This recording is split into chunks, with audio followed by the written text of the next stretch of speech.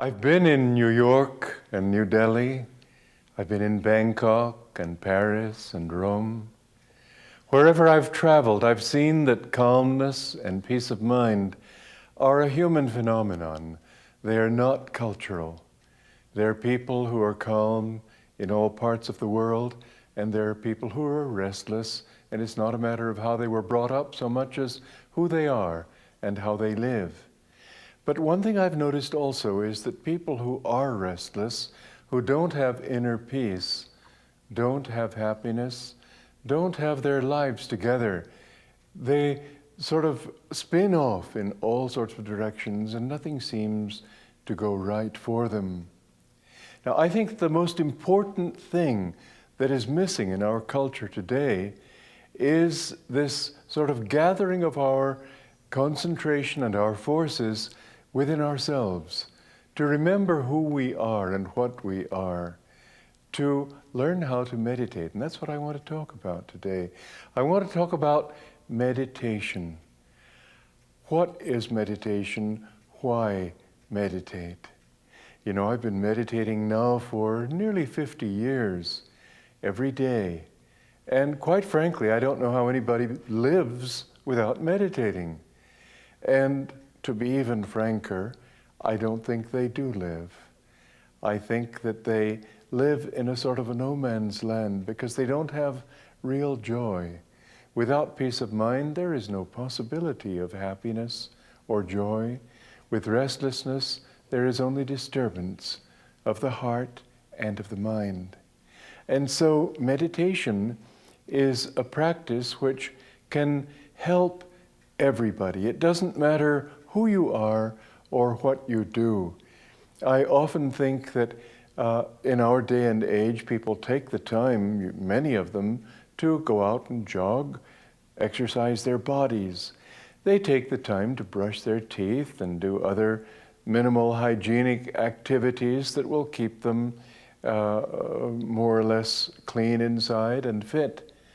It's just beginning to become known and understood that we also have to keep our minds calm. We have to learn how to control our minds. It's almost like when somebody goes into a factory to help them to know how to cut corners in their work so they can work more efficiently. Our mind is a kind of factory. It's a factory of ideas. It's a factory of energies. And if we don't know how to direct these energies and these ideas with focus, with concentration, then we tend to just sort of jump around or to go in circles. I have seen something else, because not only have I meditated for 50 years, but I've come in contact with thousands of people who meditate also. And I've seen that the people who take the time to meditate, all of them find that they can solve their problems much more quickly, much more easily. In other words, somebody who says, oh, well, I don't have the time to meditate. I've got all these duties to fulfill. I've got all these jobs to do, all these responsibilities. And the truth is that if they could get their minds calm, concentrated, which is what they do with meditation, then they find that in a few moments, they can solve problems that otherwise they might fret over for hours, days, even weeks.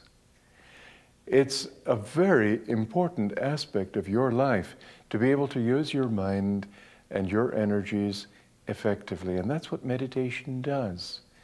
Meditation is a way primarily of getting you back to your own center. And I've often thought about skiing and the example of a skier who's rushing down the slope and he suddenly finds himself faced with a mogul.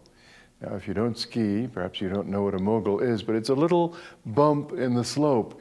And as you come to that bump, you have to be able to know quickly whether to turn left or right. And perhaps you've already made up your mind that you've got to turn right when suddenly you see that there's a good reason for turning left.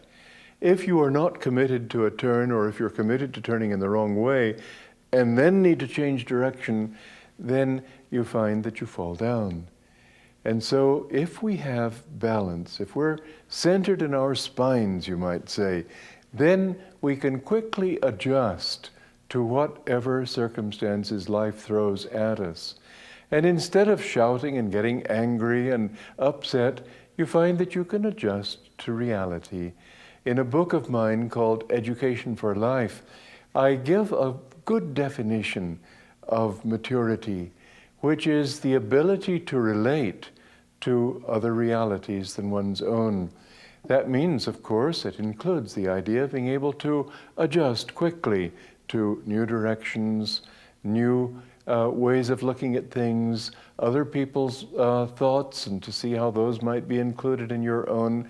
To be in yourself is to be mature. To meditate is to achieve that maturity. So we're going to be talking this hour about meditation, what it is, how to do it.